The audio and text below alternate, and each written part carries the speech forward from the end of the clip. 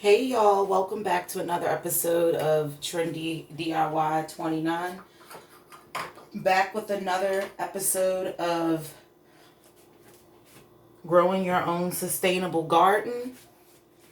And this is episode 4. So, last episode we talked about setting up a plan on where you're going to plant your stuff, whether or not to start your seeds in the little pellet pots. I was looking for the thing to show you guys, but I can't find it. But whether or not to start your seeds in the little pellet pots, which are these ones, which are made by Jiffy, or to put them into regular pots, which I have right here. And as you can see, it's kind of too short. Okay. So this is a nice size pot that you could probably grow like beets or something in, or maybe like one cabbage head or something. I wouldn't really do carrots in here because it's not that deep. It is about 10 inches deep, but I want something that's a little bit wider because I want to just have one thing of carrots. You want to try to think of how much you're going to use, how long it grows, how many fruit or whatever it may produce that you are going to eat, because you don't want to plant too many, because then your plants are just going to go crazy. You're going to have a whole bunch of fruits and stuff, and it may seem like a wonderful problem to have, but unless you know a lot of people who want vegetables or take care of vegetables, or unless you want to take the time to try to sell them or something, you're going to end up with more than what you can eat. And then you're going to have to get into canning and dehydrating. But don't worry if that's what you want to do, because I have some dehydrating videos coming up, because I want to do some prepper videos and show the average person that they can actually prep for your family, and find a way to not have to spend a ton of money in a grocery store, because a lot of the money, I like fresh vegetables, so I tend not to really buy frozen or canned. I really do not like canned vegetables at all, so you will never really ever find canned vegetables at my house. But fresh vegetables, I love it. I tend to spend a lot in a grocery store on it, so that's why I like to grow my own veggies and herbs, because it can be quite expensive, especially when you're buying these herbs and vegetables from the grocery store. If you don't use them, let's say in about a week, some of them not even in a week, they're going bad already. So you want to be able to find different ways to spend less money, and then you'll have more money to trick out your garden. And we're going to get into that too, on how to set it up, and how to make it look all pretty and everything. So we're going to get into that. But this video, I want to go over something as well, because say for instance you don't have a Jiffy pot, there's another way that you can do your plants as well. And I've never tried this way. It's a way that somebody told me, and supposedly it's supposed to help your plants germinate way faster than it does if you do them in the little pellets. So what I'm gonna do is I'm gonna plant all my stuff into the pellets, and then I'm gonna plant the same amount of plants inside of my using the other method, and then I'm gonna compare results. And if they all work out, great, I'll have a lot of extra plants. But if they don't, then I'll learn which one works best for me. But I love to try new things, and I want you guys to check out my necklace. And this is one of the necklaces from my line. If you want one of these, or if you're interested in any type of handmade jewelry, handbags, body care, I do it all. All of my body care is organic. So if you're into this type of stuff, this is for like more simpler people. I try to have pieces for people who like more simpler jewelry, and then I have pieces for people who like more wild and crazy jewelry. I tend to like both. It depends on what I'm wearing. So I have a good selection. And this one, a lot of people love this one. It's very, very simple, but I really love that big diamond and the beautiful work around the edge. It's very detailed and pretty. So if you guys are interested, you can find that and many other things on my website, www.creativejourney29.com. And make sure that you like, you share, and you subscribe to this video. And I plan on doing a giveaway. I'm thinking about doing a giveaway on some of these seeds. You guys let me know What do you guys interested in planting? I may start off, or maybe I'll just give away some of the seeds that don't take that long, like some of the lettuces, the spinach, some of the sugar snap peas. These are really yummy, and you can eat these raw too. I want to do a giveaway. So if anybody's interested in me doing that, make sure you leave a comment in the comment section, and I will go about making a decision on how I'm going to go about selecting the winner.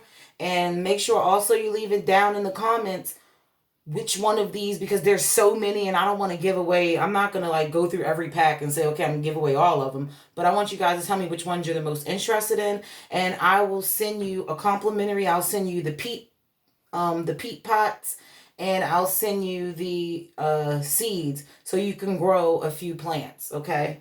So let me know if you're interested in that, and I will set something up for that. So the way that I want to show you guys before, it gets too long, is this is the paper towel method. And I'm going to show you guys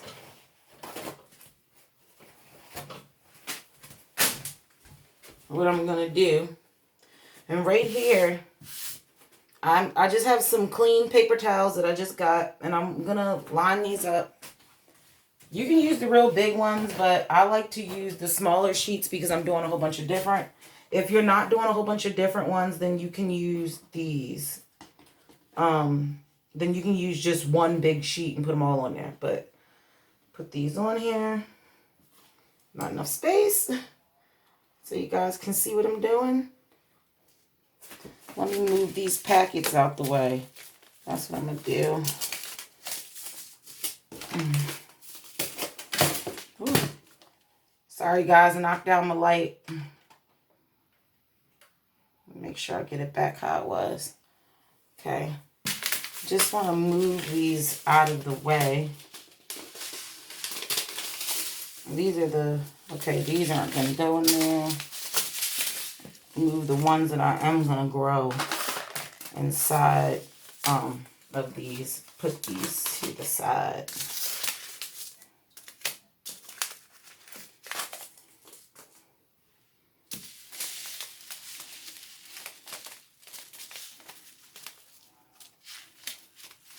Okay.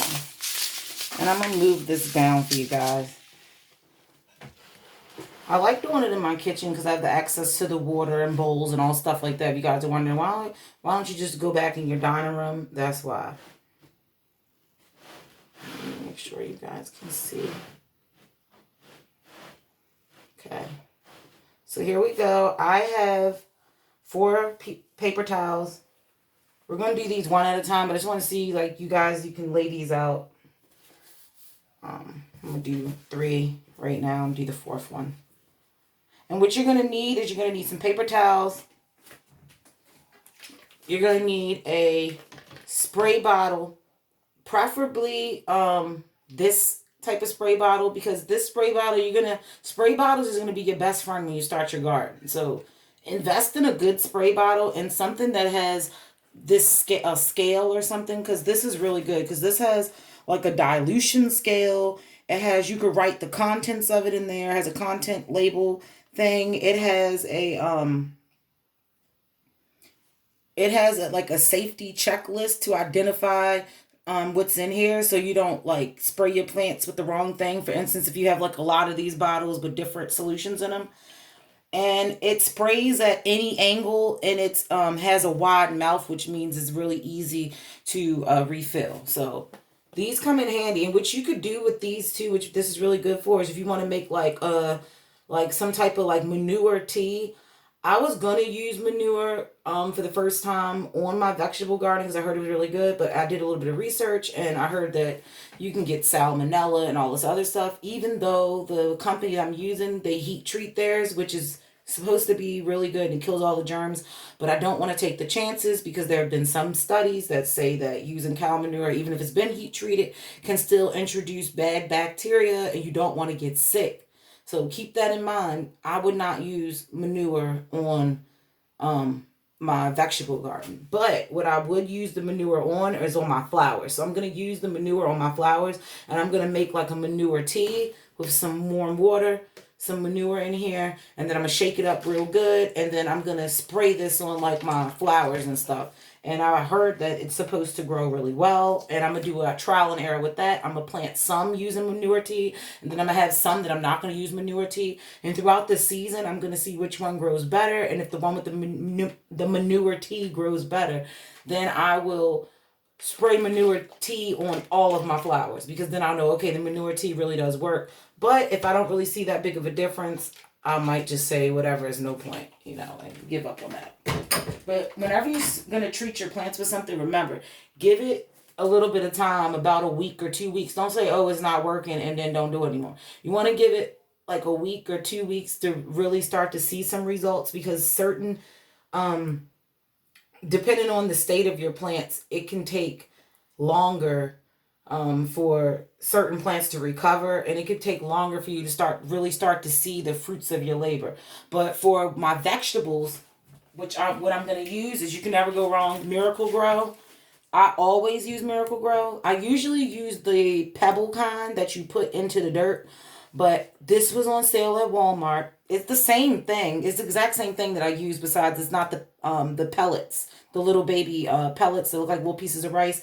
It's not that. It's the liquid kind, and this is actually just the Miracle Grow refill. Believe it or not, this is usually like $9 to $10. It was on sale at Walmart. The double pack of the refills for $4. So I picked this up fast in a hurry. I got 2 of these. This will last a really long time, because you need to dilute this stuff with a lot of water. And I need to go pick up some more spray bottles, and I'm going to make me a spray bottle of this, the liquid feed. It's very, very good. If you get the powder kind, you can use that as well. You just got to be careful. You don't want to use too much. I know you're going to love your plants, but do not overfeed them. Do not overwater them. It's very easy to get into the habit of overfeeding and overwatering, because you just love the plant so much, and you want it to grow. So you're thinking, oh, well, if I feed it a lot and I give it a lot of water, then it'll grow faster. It'll give me more fruit. No, it'll grow slower, and it'll probably die and get blossom end rot, which is usually, if you water your plants too much, the bottom of your plants will go rotten, and then it will just start to look really bad. And then a lot of your fruits will come out, like your tomatoes, for instance, they will come out on the bottom, and they'll be like black, like splotches on the bottom, and that be blossom end rot. And that's usually caused by overwatering, or like underwatering and then watering a whole bunch, and then under, like, just a whole bunch of stress on the plant can cause it. But it's mainly caused by overwatering. So you don't want to put too much water. Now, one thing to keep in mind is that certain plants need more water than others. So a easy way of trying to figure out which plants you should water more and which plants you shouldn't, just think about the plant in general. For instance, we know cucumbers and tomatoes have a lot of water on the inside. They're really juicy. When you cut them up, you have juice all over your cutting board. So you know that they are made out of a lot of water. So what that means is that for your tomatoes are going to need water. They tend to dry out pretty fast. Tomatoes like warm weather. But they do not like it if it's too hot. So tomatoes, they'll be good around like the low 80s. But once you're creeping up there to like the 90s, 100, you might want to bring your tomatoes inside. And that's what I love about container gardens, is that you can tend to grow and not run into a lot of problems, because your plants aren't stuck in that location. You can, for instance, bring them in the house if you know it's going to be like a 105-degree day, and you can put them back outside, once it cools down. So what you want to do is familiarize yourself with the plants and how long they take to grow and what type of temperatures they like. And what I would do if I was you is figure out what plants grow in very similar temperatures and similar water and similar stuff, and start off with plants that like the same things, so that you're not trying to remember, okay, this plant needs this and this plant needs that. It could be a lot. And if you're going to do multiple plants, like groups of plants that may like a lot of water, or groups of plants that may like a lot of heat, and then groups of plants that may like cold weather or do good with frost or snow. If you're going to do that, plant them together, so that when you go out in your garden, it will make it a lot easier with taking care of them and switching out your beds or switching out your pots. And what I mean by that is, certain stuff will like come to an end. For instance, like I told you guys, the sugar snap peas, these will grow very well in pots and in gardens. Like these grow very well, like period. And they actually do well with cold weather as well as they do well with a little bit of like warm weather too. So these are very versatile. So if you're gonna plant something, say for instance that goes away fast after certain weather, like for instance, like I said, the lettuce. If you're gonna plant something like this lettuce right here, what I would do is I would plant this lettuce in a nice pot, a pot that's big enough that these could be planted in too, because you're gonna switch them. And what happens is um, once the summer gets too hot, or I mean, once the winter seems like it's getting too cold, you'll have these in a as a backup, planted somewhere like in a pot somewhere in your garden. And what you could do is that you could take clippings. It doesn't necessarily work for all plants, but most plants you could take clippings from it and you can start another plant. And then you can, once this bolts or once this dies off, you could dig out the bed and then you can plant some of this in there. So you have like a rotation of plants. So you'll never like run out of stuff. Because that's my problem.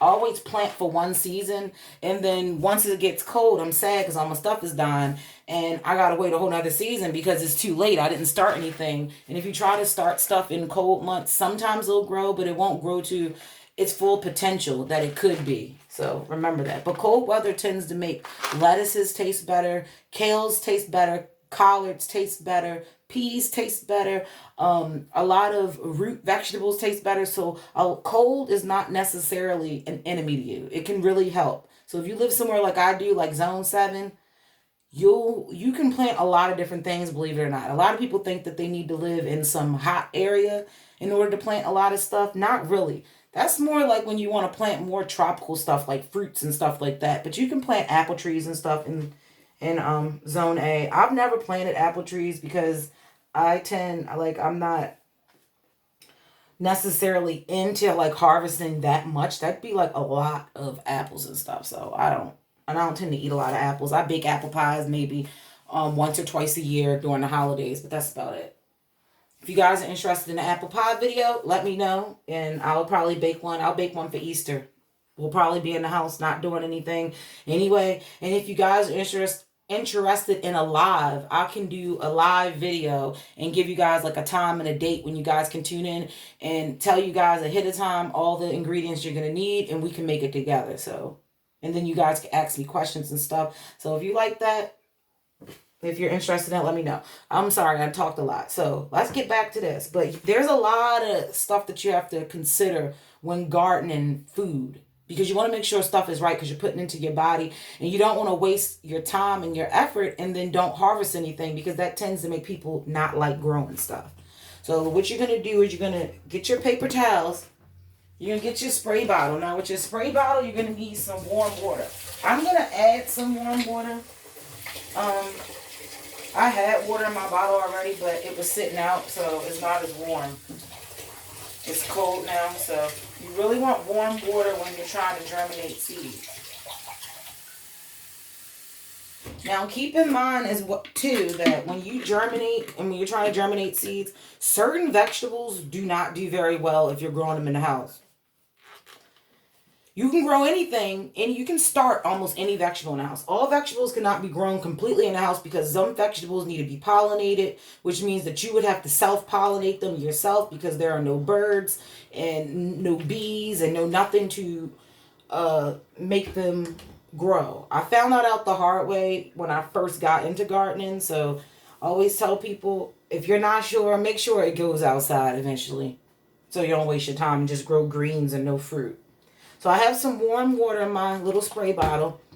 And I have my paper towels right here. And what you're going to also need is some sandwich bags. Now you can use freezer bags. You can use Ziploc bags. But you want some good bags, because you want these to germinate. And you want them to be nice and warm. Now supposedly doing it this way on the paper towel method without the peat pots and without using any dirt, supposedly the seeds sprout a lot faster. Like some people are saying, like within days you'll have like little sprouts. And once the little root comes out and it gets long, what you would do is that you would put that down into the dirt, cover it up, and then it started, and you could just put it right in a pot. A lot of people are saying that this is like the fastest way to do it. And I've never done it this way, so I'm going to do it. So first thing we're going to do, take our warm water, and you're going to spray this. Now, you don't want to get your packs wet, so make sure your packs is wet. You want to spray this, and you want to make it nice and moist. Because remember, we're going to be starting our seeds. And remember, we don't have any dirt, so we don't have anything that's really going to retain moisture. But that's the reason, that's the beauty behind using paper towels. And you want to use a good, somewhat of a good version of paper towels, because you don't want your stuff to be, like, you don't want it to fall apart. So try to use a good brand of paper towel. And you want it to be not drenched, but you want it to be nice and wet, though. Because remember, this seed needs something to, this seed needs water. And so I've sprayed these. I'm damping these down. I have my 3.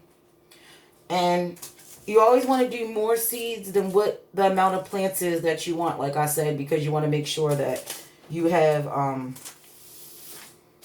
you want to make sure that, let me dry these off. Oh, they got wet. Now, you don't want your seed packs to get wet like I just did. Like, move your seed packs and don't be lazy like I just did.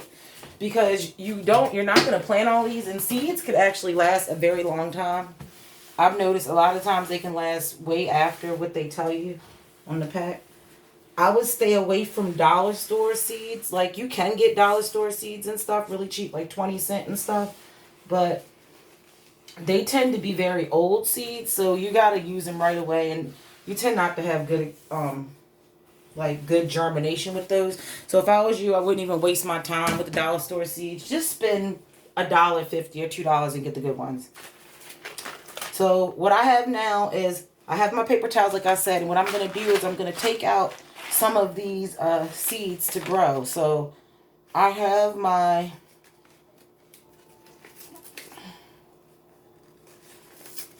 wait a minute, the sugar snaps. I don't know if I'm going to do them that way. I might just grow them in the ground. So what I'm going to do is I'm going to take my